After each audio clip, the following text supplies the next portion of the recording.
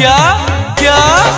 तेरी जीएफ तो चीट करती है, किसी और दीवाने पे मरती है। सच कहने में ना तनिको हम शर्म करेंगे, सच कहने में ना तनिको हम शर्म करेंगे। मजनूगण कृपया ध्यान दे, आप लोगों की लैला में कोई दूसरा छैला छेद कर रहा है। अपने सामान का सुरक्षा स्वयं करेंगे। हाँ। स्वयं करेंगे। अपने सामान का सुरक्षा स्वयं करेंगे। स्वयं करेंगे।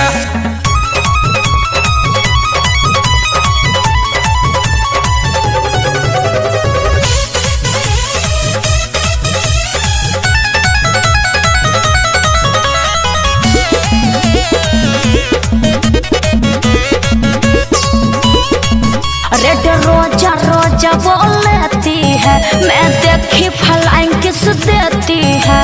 मुआ, मुआ, मुआ। तेरे इस बातों को मैं कैसे मान लूं? प्यार ऐसा होता है क्या मैं भी पहचान लूं? उसकी सारी गलती साबित तो हम करेंगे, उसकी सारी गलती साबित तो हम करेंगे। पागल प्रेमी कृपया ध्यान दे, आपकी गर्लफ्रेंड किसी दूसरे के बाह में सो रही है, सो रही है, सो रही है। अपने सामान का सुरक्षा स्वयं करेंगे।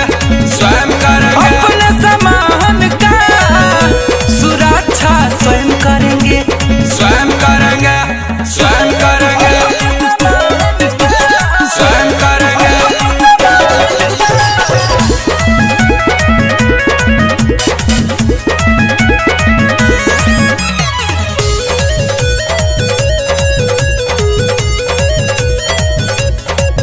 तेरे जैसे 10 बॉयफ्रेंड है उसके, धोखा करती है दिल में तुम्हारे घुस के। कुछ समझ में आया?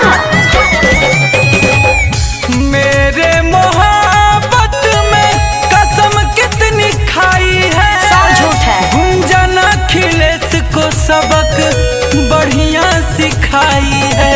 मेरे से कर लो प्यार, साथ हरदम रहेंगे।